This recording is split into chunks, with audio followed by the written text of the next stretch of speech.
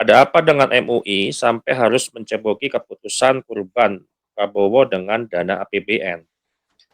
Nah, polemik penggunaan dana APBN memang untuk pengadaan sapi korban Presiden Prabowo Subianto ini terus menjadi perbincangan publik dan memang hangat dibicarakan pada netizen akhir-akhir ini gitu ya.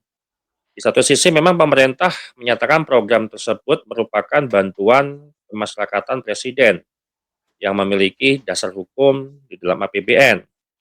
Nah, di sisi lain muncul pertanyaan kritis dari masyarakat terkait etika penggunaan anggaran negara untuk kegiatan yang selama ini dipahami sebagai ibadah personal. Ini menjadi polemik dan banyak pro dan kontra terkait poin Menteri Keuangan tidak tahu.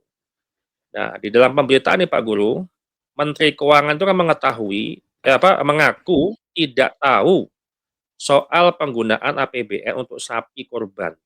Semoga bisa menjawab dengan sangat cepat ya.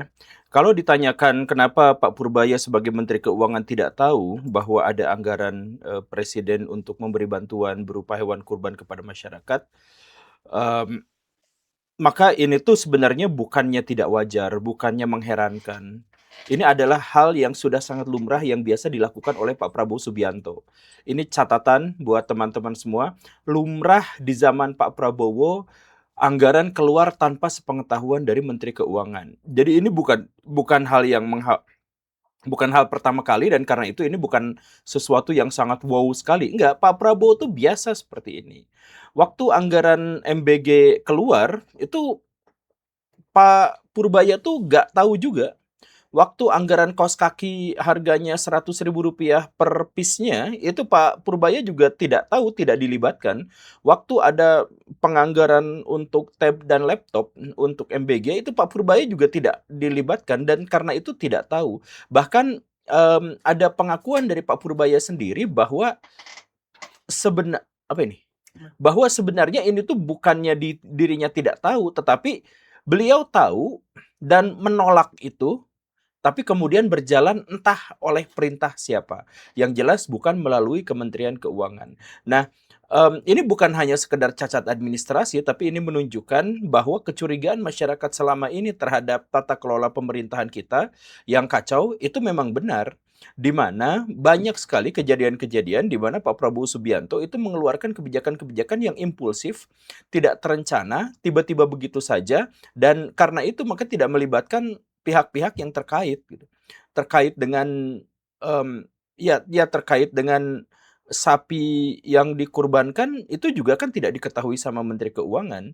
Nah, ini sebenarnya yang menjadi masalah besar itu. Saya pengen berbicara lebih jauh tapi, saya pengen menegaskan satu hal bahwa ini tuh bukan sesuatu yang, eee, tidak wajar. Itu justru adalah sesuatu yang wajar yang biasa dilakukan oleh Pak Prabowo Subianto. Gitu. Kalau dari pemerintahan sebelumnya gimana Pak Guru? Ya Yang sebenarnya memang mhm. sistemnya gitu loh, sistem kelembagaannya gitu Pak Guru. Ya, sebenarnya, kurban menggunakan APBN ini kan dipeloporinya oleh Pak SBY gitu, cuman tidak besar sama Pak SBY itu. Kemudian di zaman Pak Jokowi itu menjadi lebih besar gitu, tapi tidak menjadi sangat besar. Nah, di era Pak Prabowo ini di tahun pertama, ini kan tahun kedua beliau berkurban gitu ya, berkurban atas nama APBN. Yang kemarin itu nggak sebesar yang sekarang itu lebih besar lagi. Jadi memang dari tahun ke tahun itu menjadi semakin besar gitu. Nah, kenapa polemiknya muncul sekarang? Karena, jadi gini nih, penderitaan, kekecewaan, dan keresahan masyarakat terhadap pemerintah itu kan semakin berakumulasi. Jadi pas awal-awal masa pemerintahan Pak Prabowo, rakyat tuh nggak terlalu banyak mempermasalahkan, di tahun pertama Pak Prabowo, rakyat itu tidak terlalu mempermasalahkan, karena apa? Karena memang masih berharap, dan karena banyak sekali gebrakan-gebrakan dari Pak Prabowo Subianto, presiden tercinta kita yang memang, dianggap relate oleh masyarakat gitu. Tapi seiring berjalannya waktu, semakin banyak hal-hal yang janggal, dari Pak Prabowo, maka semakin ke sini tuh rakyat akhirnya menjadi semakin tidak suka, semakin dalam tanda kutip ya, semakin resah, marah, dan membenci, dan akhirnya semua masalah-masalah yang sebenarnya sudah ada di masa lampau pun pada akhirnya dikuak kembali gitu. Nah, termasuk juga hewan kurban, tahun lalu juga ada, Pak Prabowo tuh menganggarkan sekitar 900-an, maaf, iya sekitar 90 miliaran kalau nggak salah tuh. Tapi nggak ada yang mempermasalahkan itu karena belum ada banyak orang yang terlalu kecewa dengan pemerintahan Pak Prabowo. Nah, sekarang sudah banyak, jadi ini juga diungkit-ungkit, diulik-ulik bahwa ini ternyata adalah sebuah pengeluaran yang adalah pengeluaran dari rakyat Indonesia tetapi digunakan mengatasnamakan Pak Presiden sebagai bantuan presiden dan kemudian eh tidak melalui Kementerian Keuangan. Ini masalah, tapi ya sudah biasa. Ya, artinya kan, ya mungkin ada semacam, apa namanya, dari lawan politiknya yang menggoreng isu ini, karena kan memang dari tahun ke tahun juga presiden berkorban juga. Mungkin ada penggunaan bahasa, apa, korban presiden atau mungkin lebih dimaknai yang lain gitu Pak Guru, atau mungkin seperti apa Pak Guru? Ya memang, jadi sebenarnya lawan-lawan politik itu harus kita akui bersama, lawan-lawan politik Pak Prabowo itu sekarang memang sedang gencar-gencarnya untuk, menceritakan, menarasikan, mempropagandakan cerita-cerita tentang kegagalan dan kesalahan dari Pak Prabowo Subianto gitu. Ya tapi memang harus seperti itu, maksud maksud saya itu adalah seperti ini, demokrasi itu tidak mungkin ada tanpa ada pihak oposisi. Nah, selama ini Pak Prabowo Subianto itu berhasil untuk menghilangkan oposisi-oposisi formal dan oposisi-oposisi legal. Jadi kalau misalkan di zaman Pak Jokowi itu kan ada cebong dan kampret. Ada yang berpihak padanya dan ada yang menjadi oposisi tentangnya. Dan itu tuh sekitar 50-50. Jadi antara 51 ke 49 gitu, yang oposisi terhadap Pak Jokowi itu kan sekitar 49%, yang pro itu adalah sekitar 51% gitu. Dan itu tuh relatif seimbang. Di era-era sebelumnya juga sama seperti itu. Nah, di era Pak Prabowo Subianto sekarang itu sekitar 86% itu koalisinya, sisanya yang 13-14% itu netral, yang tidak pro tidak kontra terhadap pemerintahan. Artinya semuanya adalah koalisi. Kemudian karena semuanya adalah koalisi, maka akhirnya semuanya juga tidak mengajukan oposisi, tidak menunjukkan keberpihakan kepada rakyat dalam tanda kutip gitu ya. Dan seterusnya, dan karena itu maka oposisi-oposisi sekarang tuh menjadi liar, menjadi ada di mana-mana gitu.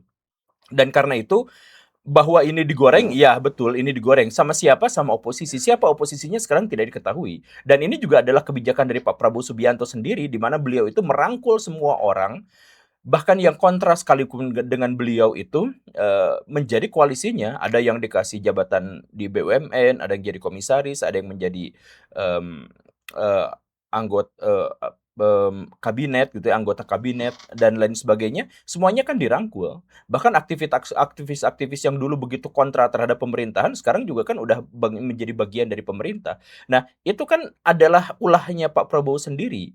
Eee Kabinet kita digemukkan begitu besarnya demi untuk bisa bagi-bagi kue terhadap para pendukungnya, demi menyuapi partai-partai politik yang dulunya itu adalah mengingkarinya gitu dan lain sebagainya.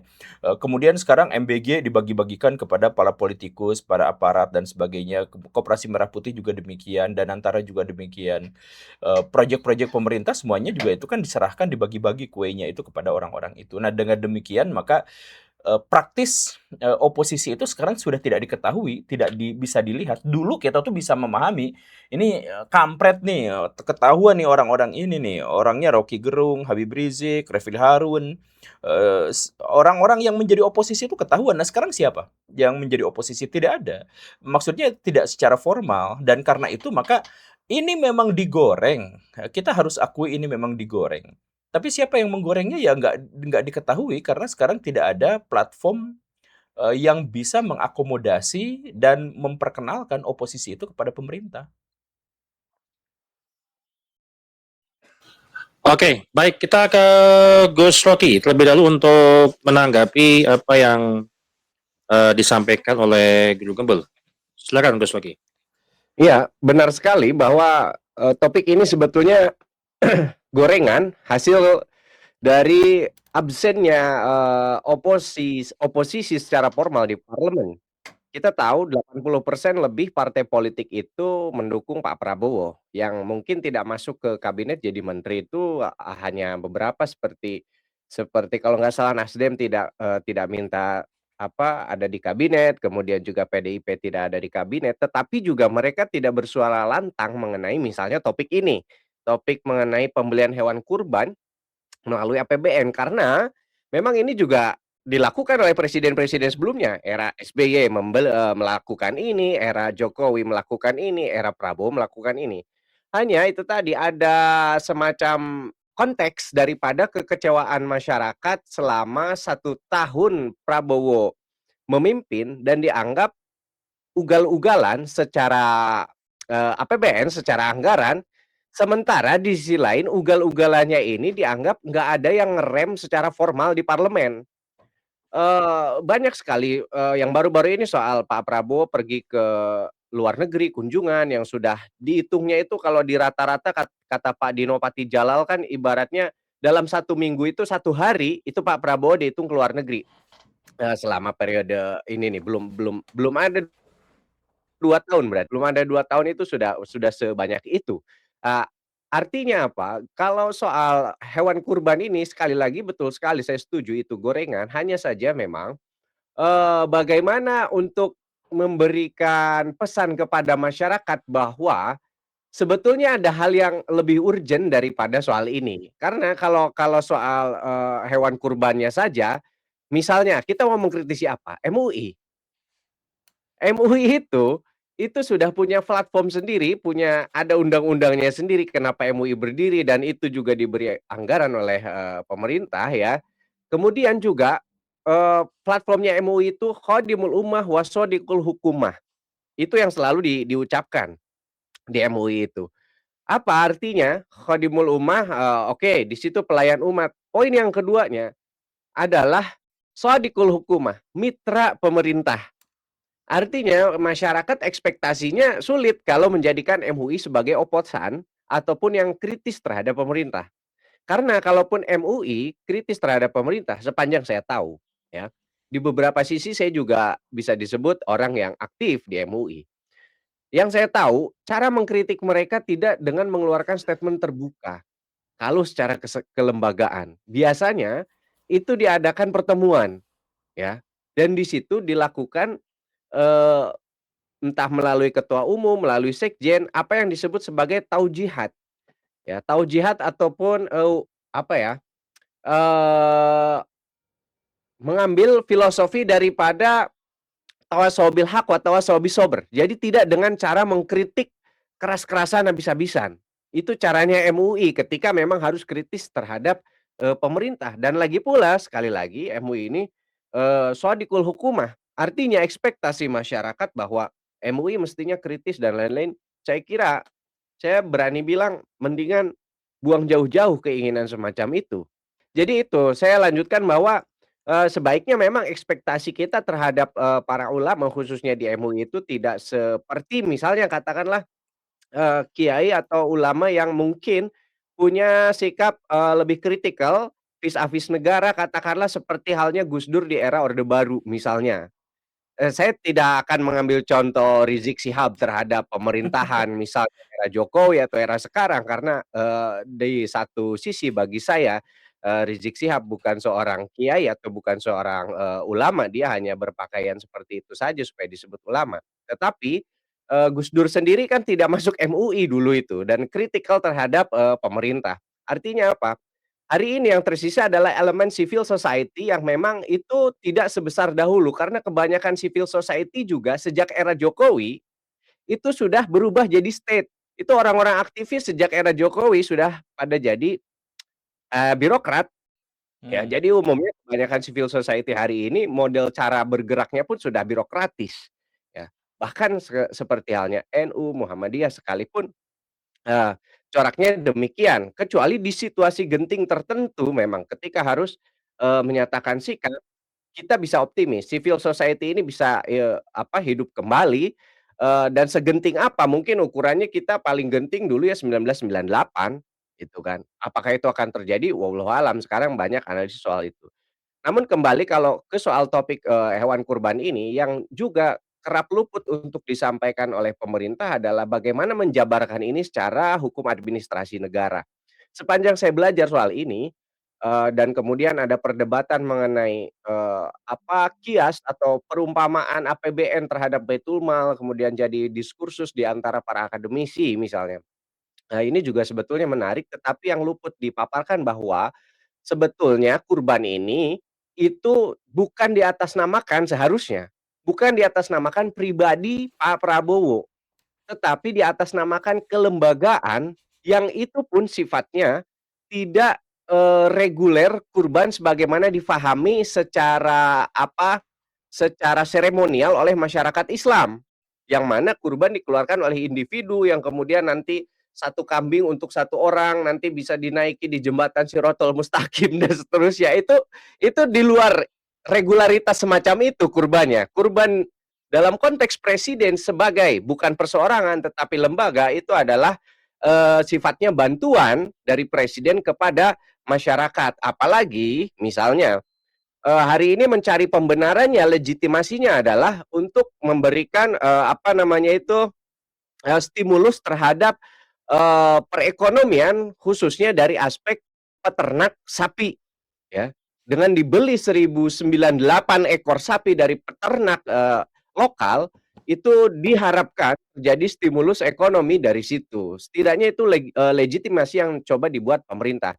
Saya tahu saya mengucapkan seperti ini berisiko dianggap buzzer dan lain sebagainya, tetapi ya memang ini harus kita sampaikan juga dan jadi pengingat kepada, semuanya juga. Mungkin begitu dulu dari saya, Pak Nah, Bulus. terus artinya kalau dalam fikih itu kan korban itu kan adalah ibadah individual yang menyinggung yang tadi jenengan sampaikan bahwa tidak perlu menarasikan ini bantuan ataupun kurban dari presiden. Harusnya kan kelembagaannya sebagaimana misalkan contoh ini bahwa sapi kurban negara ataupun bantuan negara atau bantuan Ya. pemerintah.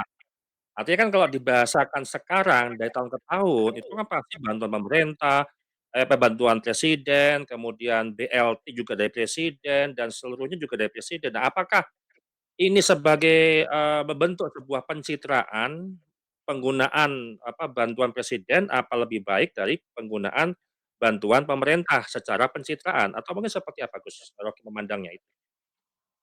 Sebetulnya kalau pemerintah itu nanti kesannya terlalu luas, karena pemerintah itu mencakup seluruh eksekutif. Nanti di situ ada Ya, kementerian dan lain-lain. Tetapi kalau presiden itu kelembagaan presidennya saja. Ada istananya, ada KSP-nya, ada kabinetnya dan, seterusnya, tetapi itu lembaga presidennya saja. Nah, adapun soal, misalnya pencitraan, saya kira ini, bukan soal pencitraan karena presiden sebelumnya juga melakukan itu, tetapi sekali lagi konteks kekecewaan masyarakat atas quote and quote dianggap ugal-ugalannya Presiden, Prabowo dalam beberapa kebijakannya soal MBG, soal banyak hal sebetulnya. Ini yang, menjadi lahan kekecewaan masyarakat untuk disuarakan melalui momentum Idul Kurban. Yang mana juga ada fakta lain bahwa saya yakin bukan saya yakin, beberapa, tempat mungkin pembelian hewan kurban itu menjadi barang yang mewah, menjadi mahal harga-harga hewan kurban itu. Karena di sini kita harus lihat juga faktor geopolitik. Misalnya, saya baca untuk di daerah Timur Tengah saja harga hewan kurban kambing itu naiknya berkali-kali lipat, bisa bisa 6 kali lipat. Bahkan apalagi di wilayah perang seperti di Iran, di Gaza. Di Gaza saya baca berita itu hewan kurban hari ini satu ekor kambing sudah nyampe di harga 3.000 sampai $6.000.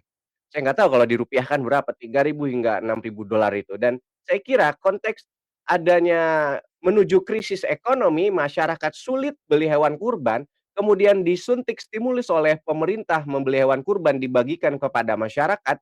Di sini juga yang menurut saya ada faktor positifnya, ya, ada faktor positifnya. Kendati sekali lagi ini bukan spesial di era Pak Prabowo saja, sebelumnya juga sudah terjadi seperti itu dan bahkan itu biasanya ke pesantren-pesantren tuh ada, nggak cuma dari presiden loh.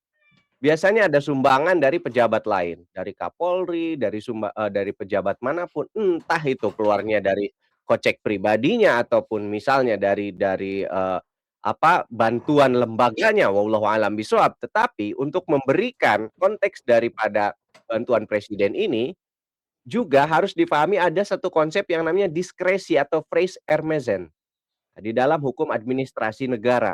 Nah, itu nantinya tentu bisa jadi dalil yang paling kuat bagi, badan komunikasi presiden, badan komunikasi pemerintah untuk menyampaikan ke masyarakat, ini praise Ermezen, ini diskresi misalnya. Tetapi tanpa mengucapkan itu sekalipun, karena presiden sebelumnya melakukan juga, ya udah legitimate kok itu.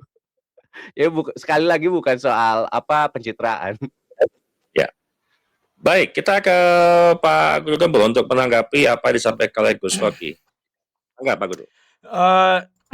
Saya pikir ada banyak hal yang harus diluruskan, saya mohon maaf ya, terkait dengan masalah-masalah yang tadi disebutkan soal Gaza, harganya naik 6 kali lipat, di Iran juga naik 6 kali lipat, dan seterusnya.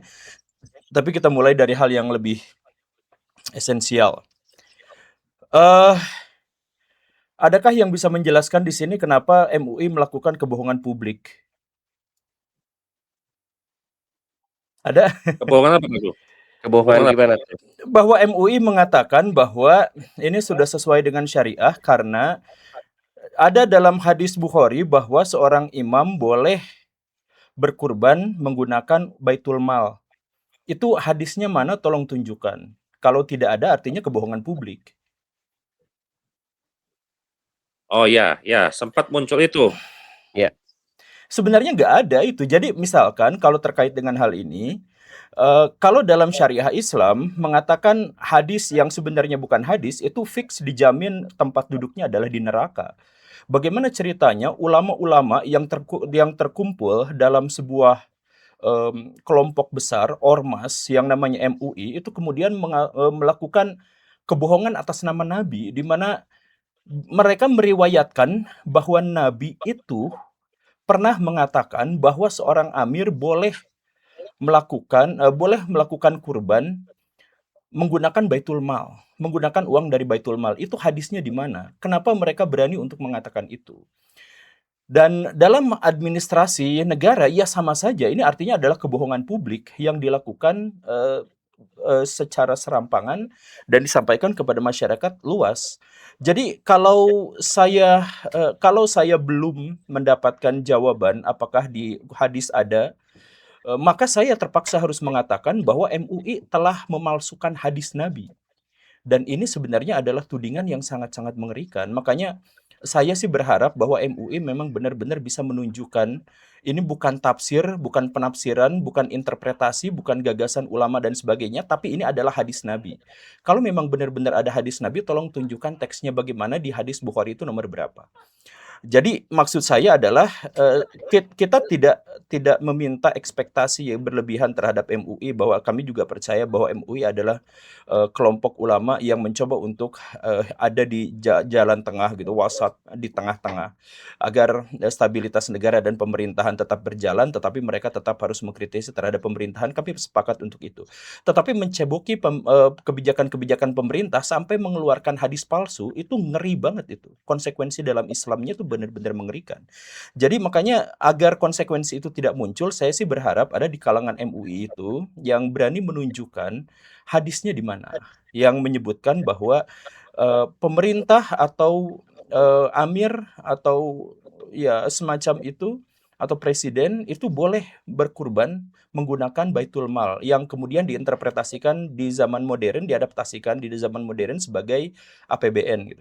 Nah, itu adalah hal yang pertama yang harus saya pikir memang nanti akan ada orang yang harus menjawab dan mengklarifikasi ini gitu ya. Karena tuduhannya berat sekali.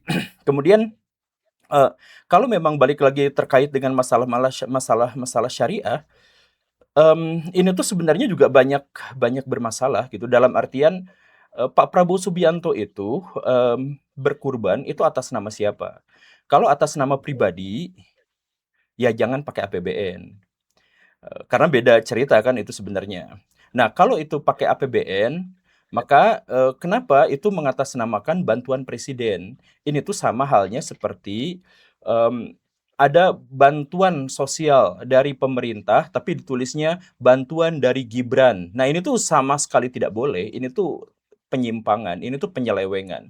Kalau misalkan sudah dilakukan oleh presiden-presiden terdahulu, katakanlah SBY dan kemudian Pak Jokowi, maka yang harus kita tuding itu adalah Pak Jokowi dan Pak SBY-nya, bukan membenarkan karena sebelumnya juga sudah dilakukan, tapi kita salahkan juga orang-orang yang belakangan kenapa seperti itu, gitu. Maksud saya adalah begitu. Yang saya tadi jelaskan itu, adanya kebencian-kebencian dari kalangan masyarakat itu adalah di awal-awal masa pemerintahan Pak Jokowi dan hampir sepanjang masa era pemerintahan Pak SBY, ini tidak dipermasalahkan karena kekacauan publik itu tidak berakumulasi karena adanya kaum oposisi, gitu. Nah, sekarang karena tidak ada, ya makanya wajar kalau mengemuka. Tapi intinya adalah bahwa jangan kemudian membenarkan satu kebijakan hanya gara-gara pernah dilakukan oleh presiden-presiden sebelumnya. Ya, itu kan sebenarnya adalah cacat logika saya pikir ya. Kemudian pernyataan yang berikutnya, bahwa di negara-negara yang lain itu harga-harga hewan kurban itu melesat sampai berkali-kali lipat, sampai 6 kali lipat dan seterusnya. Ya, itu di daerah konflik. Coba kita cek misalkan di Amerika Serikat harganya berapa? Harga kambing itu di sana sekitar 2,5 jutaan. Kita ngecek ke Rusia, harga di Rusia itu 1,5 juta rata-rata. Kambing yang dijual di sini 4 juta, di sana tuh 1,5 juta. Dan yang semacam itu. Jadi kalau misalkan kita mau cari pembanding, ya pembandingnya jangan di negara-negara yang konflik, tapi di negara-negara yang memang sama seperti di Indonesia gitu. Maksudnya yang seperti itu. Dan pada akhirnya harus kita jelaskan bahwa sekarang akang-akang, bapak-bapak, penurunan pembelian hewan kurban di Indonesia itu tembus sampai 60%. Nah, dan ini tuh tidak disebabkan oleh naiknya harga sapi atau kambing. Kenaikan harga sapi atau kambing itu hanya sekitar 11-15% saja dari tahun sebelumnya, atau bahkan di beberapa daerah itu lebih bawah lagi. Di Pulau Jawa secara umum itu harganya naiknya tidak signifikan, tapi yang berkurbannya turun sampai 16%, sampai 60%. Ini menunjukkan apa? Ini menunjukkan bukan masalah hewan kurbannya yang jadi mahal, tapi menunjukkan bahwa masyarakatnya yang susah sekali untuk mendapatkan akses terhadap ekonomi sehingga susah untuk berkurban. Nah, begitu. Nah, jadi kemiskinan masyarakat yang menyeruak inilah yang akhirnya memunculkan kekecewaan, dan akhirnya kekecewaan ini memunculkan sikap oposisi, gitu. Nah, karena masyarakat kita itu memang benar-benar dimiskinkan oleh kebijakan-kebijakan pemerintah. Salah satunya misalkan MBG itu menjatuhkan saham kita, MBG itu merusak ekonomi masyarakat kecil. Itu masyarakat ekonomi kecil yang sudah miskin itu turun turun gara-gara MBG itu sekitar 5%. Karena penjual nasi kuning yang dulu pagi-pagi itu mereka dapat lumayan gitu ya, sekarang mereka tidak. Ibu-ibu kantin di sekolah yang dulunya dapat banyak sekali pelanggan, sekarang tidak. Pedagang-pedagang kaki lima di depan sekolah yang biasanya dulu itu dapat makanan, sekarang tidak, dan sebagainya. Nah, jadi kemiskinan sekarang itu fix itu disebabkan oleh kebijakan-kebijakan yang ngawur. Kemudian kita katanya itu ada efisiensi gitu ya, efisiensi anggaran dan sebagainya. Efisiensi anggaran itu sampai ke pendidikan, sampai ke kesehatan. Pendidikan itu efisiensi sampai 44% katakanlah ya, masuk ke MBG. Kemudian kesehatan itu sampai 15% dan seterusnya gitu ya. Nah, jadi yang untuk pendidikan dan untuk kesehatan dipotongnya luar biasa, kemudian diberikan kepada sesuatu yang lebih besar, ke pengusaha-pengusaha besar kan, pengusaha-pengusaha yang ada di lingkaran Pak Prabowo Subianto. Sekarang kita masuk ke level yang sederhana aja. Pak Prabowo kemarin berkurban nggak pakai uang pribadinya? Jawabannya mungkin iya. Coba kemana? Pak Prabowo kemarin kan mengatakan bahwa, atau stafnya mengatakan bahwa kami kurban itu limosin, kemudian sapi-sapi yang mahal gitu untuk rakyat Indonesia yang harganya sampai 100 miliar itu. Coba tanya itu peternak mana yang dibelinya? Apakah jangan-jangan ini juga sebenarnya berputar di kalangan orang lingkar terdalam Pak Prabowo saja? Mengingat MBG itu diberikan kepada orang lingkar terdalam Pak Prabowo, Koperasi Merah Putih juga diberikan kepada Pak Prabowo. Nah, sekarang kurban dibeli dari rakyat, itu rakyat yang mana? Coba tunjukkan. Ada nggak datanya? Pak Prabowo itu beli sapi untuk kurbannya sendiri itu dari mana? Coba datanya mana? Kita butuh transparansi kan. Kalau memang butuh transparansi, coba tunjukkan datanya. Pak Prabowo belinya di mana? Kan nggak ada juga. Nah, dengan masalah-masalah yang seperti ini, maka saya harap saya tidak berekspektasi bahwa MUI itu harus mengkritik, enggak. Setidak-tidaknya jangan membela pemerintah bahkan sampai harus memanipulasi hadis gitu. Sebagai seorang muslim, saya harus mengingatkan bahwa memanipulasi atau merekayasa hadis itu keras sekali. Itu ancamannya itu mengerikan sekali. Jadi saya sangat berharap kalau misalkan di sini ada akang-akang, kalau atau nanti penonton ada yang bisa ini, tunjukkan hadisnya di manakah MUI itu mempijakan pernyataan atau fatwanya itu untuk membela pemerintah bahwa presiden atau amir itu boleh menggunakan APBN untuk berkurban. Begitulah kurang lebihnya. Oke, baik. Maka ini jadi lebih menarik dalam polemik kurban ini karena memang ada statement dari MUI yang menyampaikan bahwa presiden boleh berkurban melalui Baitul Mal. Nah, artinya secara tidak langsung berarti kan MUI itu menganggap Baitul Mal itu adalah sama dengan APBN. APBN gitu kan. Ya. Nah, masalah yang utama yang disampaikan Pak Guru itu adalah tentang hadis tadi. Dan apakah Baitul Mal itu identik dengan APBN modern kan gitu maksudnya kan. Nah, Hmm. Ya. kalau setahu saya kan Baitul Mal klasik itu kan seperti sistem ekonomi Islam misalkan ataupun pengelolaan zakat. Sedangkan porsi APBN itu kan pajak, utang negara, penerimaan negara dan berbagai macam sumber-sumber pendapatan lainnya. Nah, wajar muncul persepsi bahwa apa namanya, Baitul Mal itu APBN. Nah, apakah analogi Baitul Mal dan APBN bisa disamakan secara mutlak? Ini kita ke Gus Rocky. Secara hadis seperti apa nih Gus? Baitul Mal apakah memang bisa disamakan secara mutlak dengan APBN? Atau memang ini hanya sebuah apa pendekatan konseptual aja? Monggo silakan Gus Rocky. Ya, kalau secara mutlak tentu saja tidak, karena konteksnya saja sudah berbeda, ya. Makanya ini pernah secara singkat dibahas tuh oleh Profesor Nadir Shah Hussein mengenai mengkiaskan, menganalogikan APBN dengan Baitul Mal. Kendati beberapa aspek ada, kita mau lihat pembandingnya dari apa? Karena perbedaan dulu deh, sebelum ke persamaan. Beda APBN dengan Baitul Mal itu dianggapnya institusi, sementara APBN itu adalah instrumen, alat saja, ya.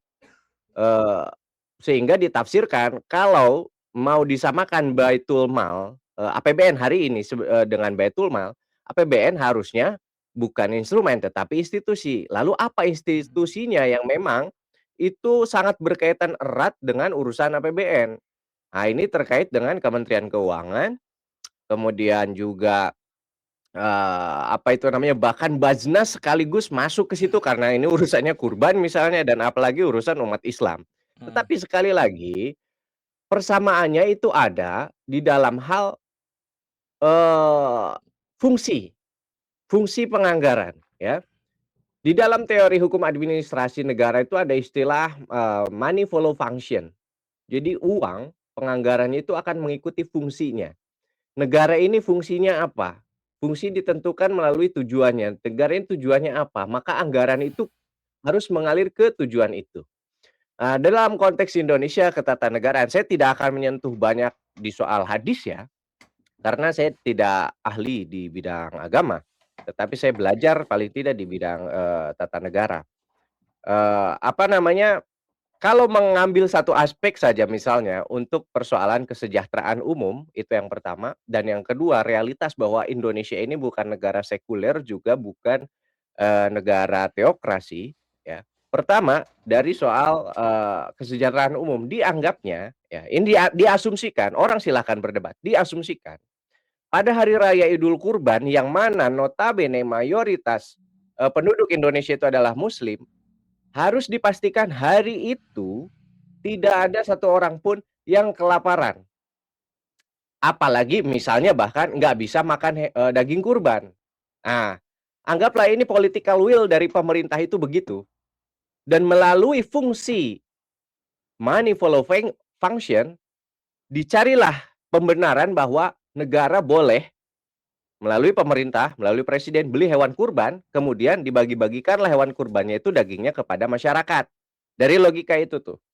Kemudian logika keduanya, ngapain kok negara ngatur-ngatur, urusan kurban yang sebetulnya itu adalah, urusan privat. Karena itu tadi nanti dikaitkan satu, potong kambing untuk satu orang, kalau sapi untuk 7 orang, apa namanya juga kerbau untuk 7 orang dan lain-lain. Ini berkaitan juga dengan yang kedua urusannya. Negara kita ini dibilang negara sekuler bukan, negara agama juga bukan. Banyak sekali, aspek di dalam apalagi agama Islam, itu masuk ke dalam sistem kenegaraan kita. Tidak cuma kurban hari ini ya, yang dianggap dipolemikan, urusan haji loh. haji ini kan sebetulnya urusan pribadi-pribadi muslim aja gitu. Tapi hari ini ternyata udah enggak, ini urusan aspek politik juga, aspek kenegaraan juga. Apalagi masuk ke Arab Saudi itu harus ada otoritas, harus bawa paspor, paspornya harus ada legalitas negara dan seterusnya. Hari ini sudah menyentuh ke aspek kurban juga nih gitu. Sehingga kalau saya ya mengambil aspek positifnya adalah ini political will dari pemerintah untuk memastikan pada hari H, apa namanya, hari raya kurban itu tidak ada satu orang pun gitu kan, yang apalagi umat Islam, yang nggak kebagian hewan kurban, apalagi nggak makan. Wong pada hari itu setahu saya diharamkan untuk berpuasa. Jadi harus makan itu hewan kurban dan seterusnya. Itu political will dari, pemerintah. Kalau soal hadisnya, wallahu alam, saya tidak tahu soal itu, silahkan tanyakan siapa, pihak dari MUI yang mengatakan itu. Tetapi sudut pandang ini, supaya kita berimbang, kita lihat juga, inilah political will dari pemerintah. Dan kemudian juga aspek lainnya, pembenaran dari MUI menurut saya tidak perlu pakai hadis sekalipun ya, ini seandainya nih, tidak perlu pakai hadis sekalipun, tetapi pakai logika-logika pemerintahan. Baik secara, hukum tata negara tidak bergerak, ataupun secara administrasi negara, di mana negara harus bergerak. Ini sudah terurai kok, gitu kan. Begitu sih menurut saya, Kang Charlie.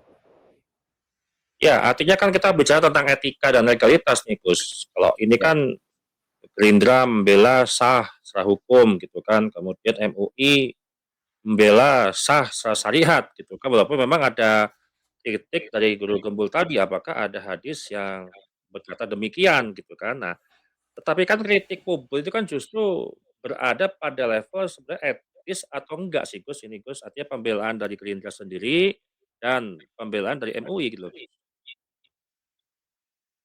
Kalau soal etis, menurut saya kenapa tidak etis? Justru hari ini kenapa ini dipermasalahkan, karena ada sumber kekecewaan saja masyarakat terhadap kebijakan yang dianggap ugal-ugalan. Kalau soal apakah etis presiden, berkurban, ya kenapa tidak, gitu kan. Selagi itu ini lagi-lagi ya bukan dari sudut pandang agama, itu saya tidak menganggap saya pakar agama, tetapi saya sedang belajar hukum tata negara. Secara administrasi negara, secara hukum tata negara sekalipun itu sah, itu boleh, gitu. Ini bahkan bukan soal etis atau tidaknya adalah, eee, apakah hari itu ada rakyat yang kelaparan, sementara misalnya dagingnya itu tidak terdistribusi secara merata, alias tersirkulasi di kalangan elit-elit masyarakat, bahkan misalnya di elit, pemerintah. Tadi kritik Guru Gembul misalnya, seandainya tidak ada transparansi, itu sapi apakah betul dari peternak lokal? Peternak lokalnya apakah misalnya itu secara adil juga dibeli dari bukan orang lingkaran, presiden misalnya?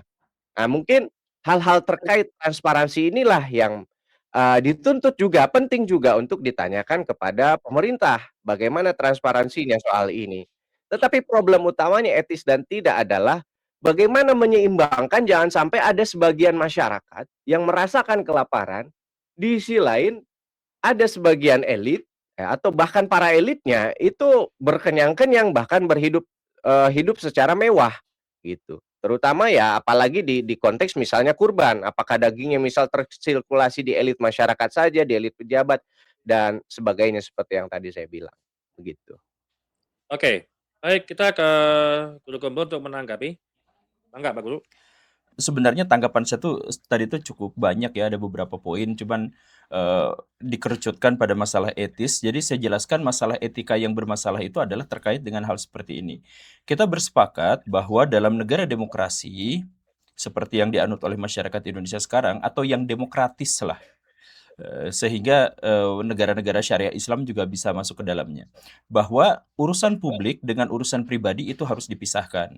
Aset pribadi dengan aset publik itu juga harus dipisahkan. uang negara dengan uang pribadi itu juga harus dipisahkan. Nah, itu poin pertamanya ya. Eee, Maksudnya premis pertamanya. Nah, karena harus dipisahkan, maka kita tuh harus benar-benar, mendapatkan kejelasan. Pak Prabowo Subianto kemarin waktu berkurban dengan 100 miliar rupiah itu mengatasnamakan siapa? Mengatasnamakan pribadi atau bantuan presiden, maka itu tuh berarti harus dari kantongnya sendiri atau menggunakan APBN, tetapi tidak boleh menggunakan atas nama Prabowo atau mengatasnamakan presiden. Karena sekali lagi, APBN berarti adalah demi kepentingan rakyat. Kalau misalkan demi kepentingan rakyat dan atas nama rakyat, kalau misalkan kantong dari kantong pribadi Pak Prabowo, maka harus atas nama Pak Prabowo. Kan begitu. Nah, kemarin itu KOP-nya itu mengatasnamakan bantuan dari presiden. Ini bantuan dari presiden. Tetapi itu anggarannya dari APBN. Nah, ini yang akhirnya dipermasalahkan oleh publik. Begitu. Makanya yang saya tanyakan itu adalah coba transparansikan. Kalau ini penting ya. Ini penting harus dijawab ini untuk bisa menunjukkan bahwa etika kita baik-baik saja ya. Tolong tunjukkan baik-baik saja. Kalau kemarin Pak Prabowo Subianto itu secara transparan menunjukkan bahwa kelembagaan presiden berkurban 100 miliar rupiah dan jadinya 1.000 sapi sekian-sekian dan itu adalah uang APBN, maka Pak Prabowo kemarin berkurban tuh berapa? Itu harus jelas, kalau memang etikanya mau jelas. Karena sekali lagi, etika jelas dalam negara demokrasi, setidaknya dalam negara republik, kan kita Republik Indonesia ya, maka jadi negara republik. Maka coba Pak Prabowo kemarin mengatasnamakan pribadinya sendiri, keluar uang berapa, kurbannya berapa, transparan. Dan begitupun itu yang mengatasnamakan rakyat atau yang mengatasnamakan lembaga kepresidenan itu dapat dari manahnya, itu juga harus dituliskan berapa, karena itu mengatasnamakan rakyat. Jadi ya karena itu adalah mengatasnamakan kelembagaan presiden. Nah, kelembagaan presiden ini pun sebenarnya kan nggak ngeh gitu. Maksudnya balik lagi etikanya itu nggak masuk gitu. Jadi sekali lagi ya, kalau sebuah negara memberikan bansos kepada rakyat itu boleh, itu harus. Pakai APBN itu harus. APBN diterjemahkan sebagai baitul mal itu boleh, itu nggak jadi masalah. Tapi kalau di dalam bantuan itu tertulis bahwa ini berasal dari Partai Gerindra, maka ini tidak etis. Ini berasal dari Gibran, itu tidak etis. Nah kan, APBN digunakan atas nama presiden. Nah, jadi usul saya, saran saya, biar jelas, biar semuanya transparan, coba Pak Prabowo kemarin berapa kurbannya ke siapa? Dan yang mengatasnamakan ke lembaga kepresidenan atas nama ya berarti itu ngambil dari APBN dari uang rakyat gitu ya. Kemudian dicap itu adalah bantuan dari presiden itu berapa? Nah, sesederhana sebenarnya itu sebenarnya masalahnya clear. Tapi kalau misalkan nggak bisa menjelaskan, kalau tidak transparan di situ, ya udah berarti ada etika besar yang cacat di sini begitu. Itu ya satu Ya, ya setelah mengerucut ya sebenarnya tadi banyak itu poinnya tapi itu aja mengerucutnya satu gitu sih Kang kurang lebihnya. ya, artinya kalau misalkan tidak ada transparansi dan tidak ada kejelasan ke depan, misalkan gitu ya, kalau misalkan APBN adalah uang rakyat, berarti kan ada timbul pertanyaan, sebenarnya siapa sih yang berkorban, rakyat Ya. atau presiden Mhm, gitu kan? Kalau mhm. tidak ada apa namanya, klarifikasi ataupun kejelasan seperti itu. Artinya kan juga persepsi publik akan memberikan, oh berarti selama ini dari tahun ke tahun bahwa sebenarnya berkorban itu adalah rakyat, bukan presiden. Nah Ini kurang lebih mungkin begitu. bahasa kedap seperti itu ya. Ya. Baik, sebagai penutup ya, ada satu pertanyaan nanti ke Gus Hoki, kemudian terakhir nanti kepada Guru Gembul gitu kan.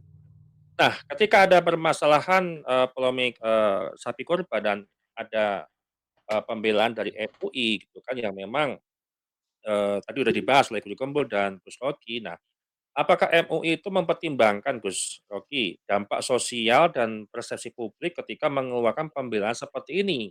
Kan juga baru muncul tadi barusan sama sama Guru Kempul bahwa ada nggak hadisnya itu, kan seperti itu. Nah, apakah MUI hanya sekedar, spontan membela, Pak Prabowo atau mungkin ada pertimbangan baik buruknya nih terkait persepsi publik gitu loh. Karena kan persepsi publik itu kan lebih cepat daripada sebuah klarifikasi, dan hal ini juga belum ada klarifikasi dari MUI terkait hadis tadi benar atau tidak kan gitu. Atau mungkin seperti apa Gus Rocky? Ya, tentu saja yang paling otoritatif menjawab itu pimpinan MUI ya. Saya tidak bisa mewakili itu, nanti, eee, skandal atau gimana. Tapi yang jelas kalau melihat secara fungsinya, MUI kita lihat juga nih sejarahnya ya. MUI ini kalau nggak salah lahir di era Soeharto, di mana, Soeharto juga mulai ada kecewa sama blok Amerika Serikat, dan kayaknya Pak Guru Gembul juga pernah ngebahas ini deh di salah Mmm. satu videonya itu.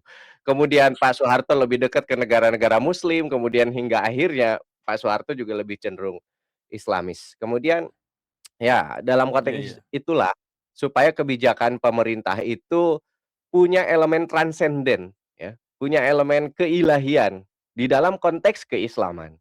Nah, artinya apa? Dengan adanya kebijakan, presiden, membeli begitu kan, melalui uang APBN membeli hewan kurban dibagikan ke masyarakat, itu kemudian dalilnya apa tuh menurut Islam? Halal atau haram? Kalau halal bagaimana? Kalau haram itu apa? Begitu kan. Nah, ini terkait istinbat hukum. Di dalam istinbat hukum setahu saya ya yang pernah kuliah di UIN juga, memang sumber paling otoritatif itu Al-Qur'an, hadis, dan kita patut sangat berhati-hati untuk 2 otoritatif ini. Kemudian sumber lainnya adalah ijma dan qiyas. Ijma, konsensus, dan qiyas. Paling tidak orang awam seperti kita bisa melakukan qiyas-qiyas ini setelah kita memang menguasai dulu ini bagaimana metode dan lain-lainnya. Karena pada dasarnya qiyas ini kan kembali pada akal lah gitu kan. Paling tidak menurut saya, MUI itu seminimal-minimalnya ketika dimintai tanggapan menggunakan kias, ini saja sebetulnya cukup, ya. Di dalam hal urusan, hewan kurban ini menggunakan kias saja cukup. Kias apa? Yaitu tadi, kias Baitul Mal dengan APBN misalnya. Kendati tidak di dalam keseluruhan aspek secara mutlak, APBN itu sama dengan Baitul Mal, secara fungsional itu ada memang kesamaannya. Apa? Untuk memberikan kemaslahatan umum, kira-kira begitu, ya. Di dalam kitab Ahkamus Sultaniyah juga diterangkan soal itu misalnya. Kemudian juga hal yang lain yang memang, dianggap tidak clear kita di dalam berbicara soal demokrasi, soal negara, soal sistem politik dan seterusnya adalah kita tidak berada di dalam literatur yang sama mengenai bagaimana memahami presiden, Mmm. ya. Presiden as individual or presiden as, body of state, kan begitu. Apakah presiden sebagai individu yaitu Prabowo Subianto yang hari ini ada, gitu, yang hari ini aktif menjabat, ataukah presiden yang di dalam konstitusi itu diatur di dalam pasal 7 dan seterusnya sebagai lembaga negara. Nah, di sinilah kalau kita, menggunakan, filsafat Marcellus dari Padua misalnya, karena ini bagian dari riset saya juga tuh. Ini yang disebut mystical body of the president, ya. Jadi ada tubuh yang mistis yang itu ada terhadap presiden. Karena apa? Presiden itu kalau secara tubuh, yang realistisnya itu bisa ganti-ganti. Tahun 2014 sampai 19 itu Joko Widodo. Sampai 2024 itu Joko Widodo. Periode sebelumnya tubuh nyatanya adalah Susilo Bambang Yudhoyono. Hari ini tubuh nyatanya adalah Prabowo Subianto. Tapi tubuh yang tidak nyata, tetapi tidak berubah, itu adalah disebutnya presiden. Nah, disitulah sama seperti halnya juga imam. Nah, di sini kita nanti, seperti yang dibilang Guru Gembul, apakah atas nama presiden atau atas nama Prabowo Subianto? Apakah, BLT itu bantuan wakil presiden itu atas nama wakil presiden atau Gibran? Kalau atas namanya Gibran jadi melenceng dong, nggak etis dong. Betul sekali poin itu. Itu saya sangat setuju dan kita kadang tidak memahami apakah itu sedang dikeluarkan kebijakan sebagai alat negara, sebagai institusi negara, atau sebagai itu tadi the real body, of the, institution, ya.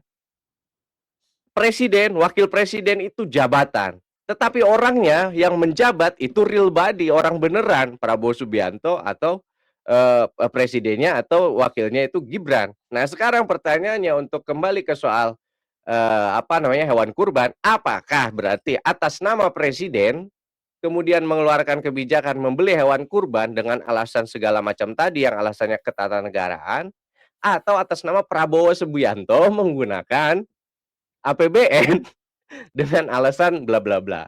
Tentu itu akan berbeda secara etis. Begitu Kang Charlie. Oke, baik, penutup Pak Guru untuk memberikan tambahan atas diskusi kita pada malam hari ini. Oh, penutup ya? Ya baik, Langsung closing. ya deh. Jadi penutupnya saya mulai dari em, saya tuh sangat mendambakan bahwa syariat Islam itu ditegakkan. Jadi saya tuh berharap, bagaimanapun saya tuh percaya bahwa nilai-nilai spiritual, nilai-nilai ilahiyah itu harus ditempatkan lebih tinggi daripada kesadaran kita terhadap nasionalisme, terhadap kebangsaan, dan seterusnya. Jadi kalau misalkan ada orang yang mengatakan, "Kita kan nasionalis, bukan negara agama," saya tuh justru berpikir sebaliknya sebenarnya. Saya tuh berpikir bahwa seharusnya agama itu tetap ada di atas. Kenapa? Karena agama itu adalah pembawa, mmm, nilai-nilai yang abstrak dan sakral, yang susah sekali untuk berubah gitu. Dan karena itu, maka, kesakralan itu sebenarnya bisa dihormati dan bisa, eee, ya bisa dipatuhi dengan legitimasi yang jauh lebih agung lagi, jauh lebih besar daripada sekedar, undang-undang yang bisa diubah-ubah oleh manusia. Saya tuh berpikirnya seperti itu. Tetapi saya tuh seringkali juga mengatakan bahwa kalau agama itu ditempatkan di bawah pemerintahan, maka negara sekuler itu akan jauh lebih baik lagi. Jadi, relasi antara agama dengan negara itu saya berharap bahwa negara tuh ada di bawah dari agama. Tetapi kalau agamanya ada di bawah dari negara dan dari pemerintahan, maka negara sekuler itu akan menjadi jauh lebih baik dan orang-orang yang sekuler akan lebih mudah masuk surga daripada orang-orang yang agama ditempatkan di bawah negara dan atau di bawah pemerintahan gitu. Dan saya pikir ini adalah prinsip-prinsip yang sudah dijelaskan oleh ulama-ulama terdahulu gitu. Di mana misalkan, ketika Imam Abu Yusuf, tawar-menawar dengan pemerintah. Pemerintah minta, "Kamu harus jadi hakim agung di sini karena kamu adalah murid terbaik dari Abu Hanifah." Lalu Abu Yusuf mengatakan, "Oke, nggak apa-apa, saya akan jadi hakim agung di sini dengan catatan, sayalah yang bikin hukum, yang menginterpretasikan hukum-hukum syariah, dan khalifah harus ada di bawah saya. Kalau nggak mau itu, saya nggak akan mau jadi, hakim agung. Tetapi kalau syarat itu dipenuhi, oke, saya akan terima, saya akan jadi hakim agung dengan catatan saya yang menginterpretasikan nilai-nilai, dan pesan-pesan ilahiyah dan termasuk khalifah juga harus tunduk patuh kepada saya." Nah, hal yang sebaliknya terjadi kepada gurunya Imam Abu Hanifah. Abu Hanifah itu diajakin sama Khalifah Al-Mansur, "Kamu harus jadi pejabat, kamu harus jadi hakim agung." Saya tidak mau dan sampai akhirnya beliau disiksa, dianiaya, kemudian diracun sampai meninggal dunia. Beliau tuh hanya ditawari untuk menjadi hakim agung saja, tetapi tetap nggak mau sampai matinya. Karena apa? Karena Abu Hanifah percaya bahwa di bawah Al-Mansur, ulama itulah yang akan ditempatkan di bawah kekhalifahan.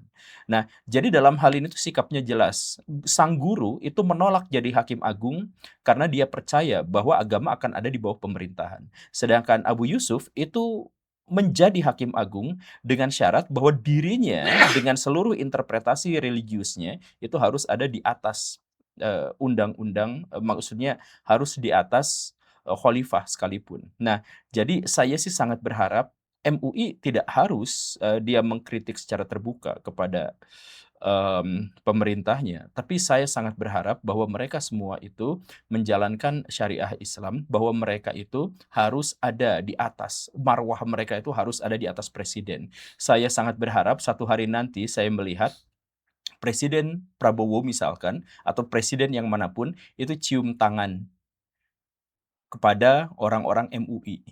Disitulah saya percaya bahwa negara ini akan baik-baik saja.